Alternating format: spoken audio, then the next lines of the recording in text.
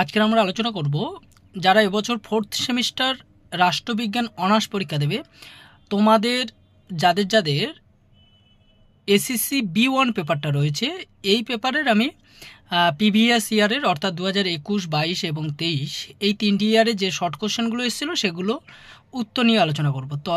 তবে তার আগে বলে রাখি, আমার এই চ্যানেলে তোমাদের সমস্ত পেপারের সাজেশান এবং প্রিভিয়াস ইয়ারের প্রশ্ন নিয়ে আলোচনা করা হয়ে গেছে। তোমরা এখনও যারা দেখোনি তারা দেখে নাও আর আমার চ্যানেলটাকে সাবস্ক্রাইব করে দাও। তো দেখো তোমাদের জন্য কি কি প্রশ্ন রেখেছি। তোমাদের ফার্স্ট প্রশ্ন যেটা রয়েছে 2021 সালের, অর্পিত ক্ষমতাপ্রসূত আইন কি? উত্তর হবে, বর্তমানে জনকল্যাণমূলক রাষ্ট্রে আইন বিভাগের কার্যাবলী ব্যাপক হারে বৃদ্ধি পাওয়ায় আইন বিভাগ অনেক সময় আইন প্রণয়নের দায়িত্ব শাসন বিভাগকে দিয়ে থাকে।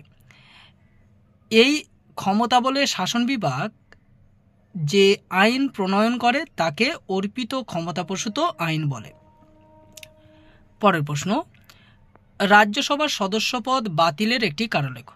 উত্তর হবে, কোনো কারণ না দেখিয়ে একাধিক ক্রমে 60 দিন সভার সমস্ত অধিবেশন থেকে ও সভায় অনুপস্থিত থাকা। পরের প্রশ্ন, ভারতীয় সংবিধানের 331 নম্বর ধারাটি কি? উত্তর হবে, ভারতীয় সংবিধানের 331 নম্বর ধারা অনুযায়ী লোকসভায় ইঙ্গ ভারতীয় সম্প্রদায়ের জন্য 2টি আসন সংরক্ষিত থাকবে। পরের প্রশ্ন, লোকসভার সদস্যদের একটি বিশেষাধিকারের উল্লেখ কর। উত্তর হবে, বাক স্বাধীনতা বা সংবিধানের 105-এর 1 নম্বর ধারা অনুযায়ী পার্লামেন্টের সদস্যরা সভাকক্ষের 4 দেওয়ালের মধ্যে বাক স্বাধীনতার চরম অধিকার ভোগ করে।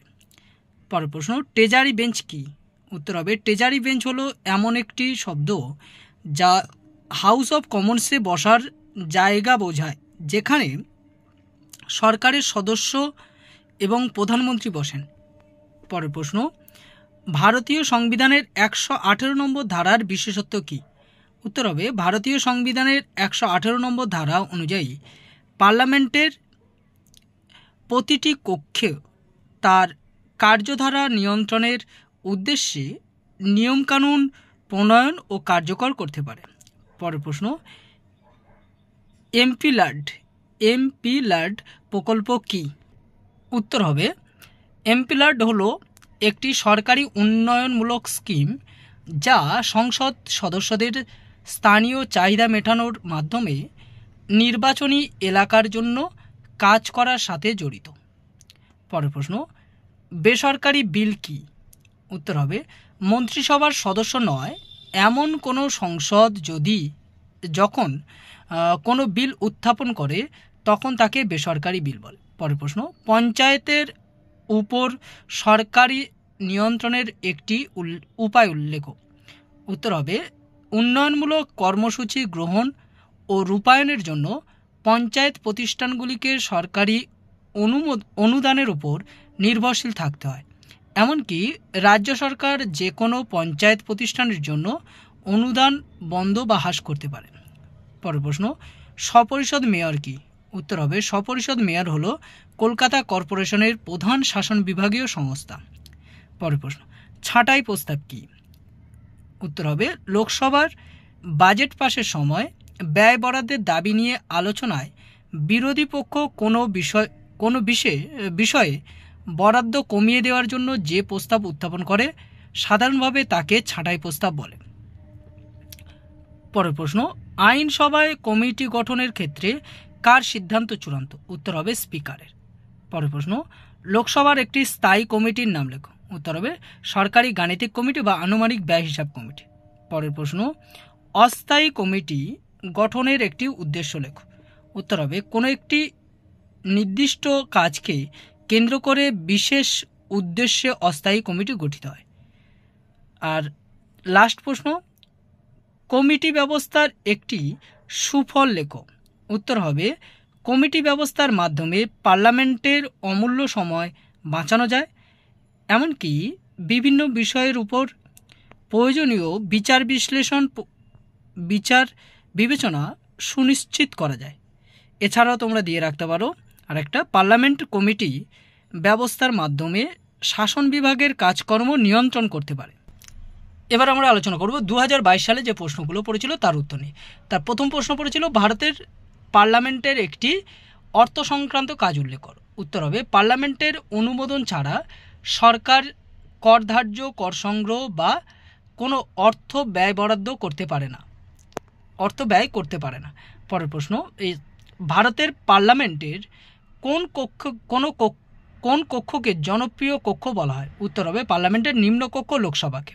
পরের প্রশ্ন, ভারতের সংবিধানের 249 নম্বর ধারাটির গুরুত্ব কী? উত্তর হবে সংবিধানের 249 নম্বর ধারা অনুসারে রাজ্যসভা যদি উপস্থিত ও ভোটদানকারী সদস্যদের 2/3 সংখ্যাগরিষ্ঠের ভোটে এই প্রস্তাব গ্রহণ করে যে জাতীয় স্বার্থে রাজ্য তালিকাভুক্ত কোনো বিষয় সম্পর্কে আইন প্রণয়ন করা দরকার, তাহলে পার্লামেন্ট ওই বিষয়ে আইন প্রণয়ন করতে পারে।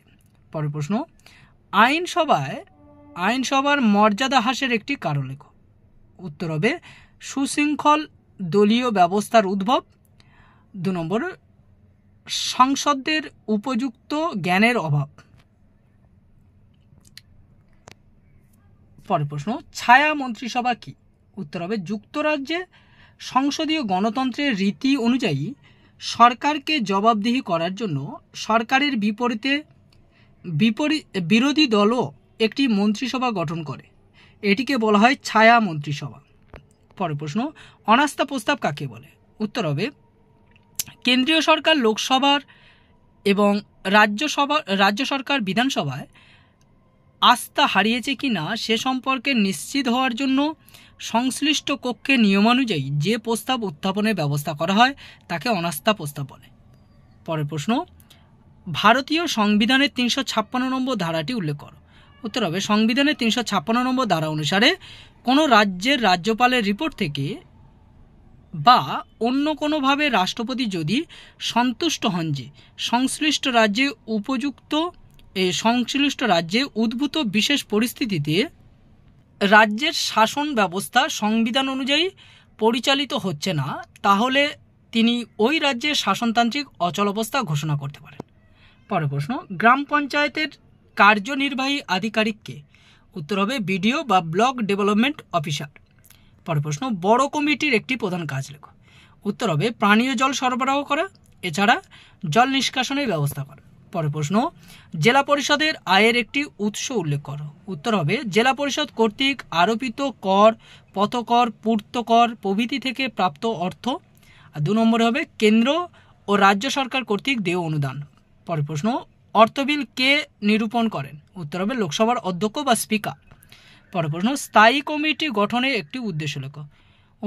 উত্তর হবে আধুনিককালে বেশিরভাগ আইন প্রণয়নের ক্ষেত্রে যে বিশেষীকৃত জ্ঞানের দরকার হয় আইনসভার অধিকাংশ সদস্যের তা থাকে না। বিশেষজ্ঞদের নিয়ে গঠিত কমিটিগুলি সেই প্রয়োজন মেটায়। পরের প্রশ্ন, বিলের তৃতীয় পাঠ কি? উত্তর হবে বিলের তৃতীয় পাঠ বলতে সেই পর্যায়কে বোঝায় যেখানে বিলটিকে সামগ্রিকভাবে গ্রহণ বা প্রত্যাখ্যানের প্রশ্ন নিয়ে বিতর্ক হয় এবং বিলটি যদি সভায় ভোটাধিক্যে গৃহীত হয় তাহলে সভার স্পিকার সেই মর্মে একটি সার্টিফিকেট দেন। এটি হলো বিলের তৃতীয় পাঠ।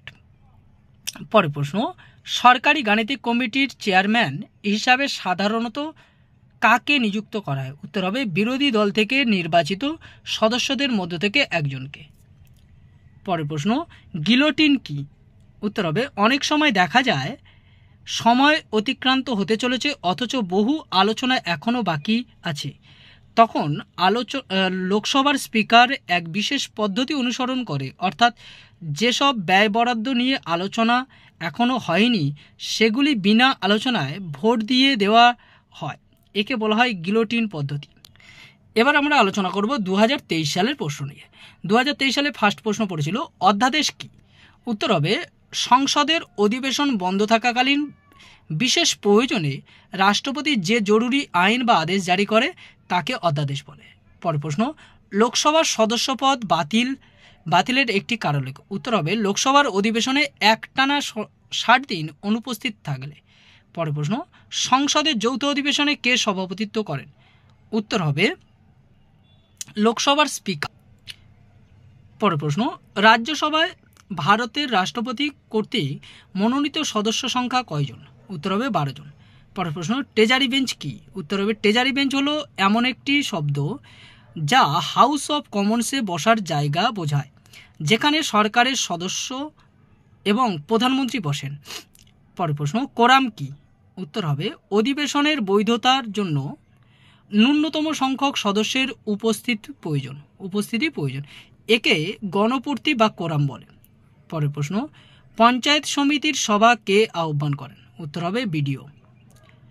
পরের প্রশ্ন, সরকারি বিল ও বেসরকারি বিলের মধ্যে একটি পার্থক্য উল্লেখ করো।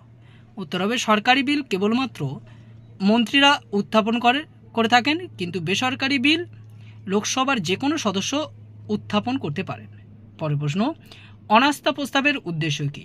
উত্তর হবে অনাস্থা প্রস্তাবের উদ্দেশ্য হলো কেন্দ্রীয় সরকার লোকসভায়, রাজ্য সরকার বিধানসভায় আস্থা হারিয়েছে কিনা সে সম্পর্কে নিশ্চিত হওয়া। পরের প্রশ্ন, লোকসভার একটি স্থায়ী কমিটির নাম লেখো। উত্তর হবে সরকারি গাণিতিক কমিটি। পরের প্রশ্ন, অস্থায়ী কমিটি কেন গঠিত হয়?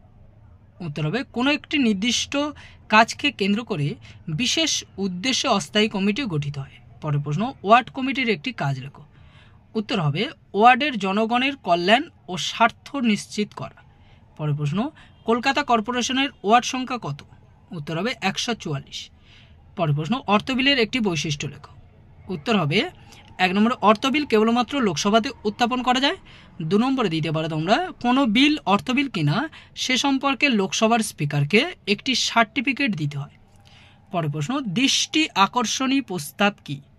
উত্তর হবে জরুরি ও বিশেষ গুরুত্বপূর্ণ জনস্বার্থমূলক বিষয় যেগুলি সরকারের দৃষ্টি আকর্ষণ করা দরকার, তা যে পদ্ধতির মাধ্যমে সরকারের দৃষ্টি আকর্ষণ করা হয় তাকে দৃষ্টি আকর্ষণী প্রস্তাব বলে।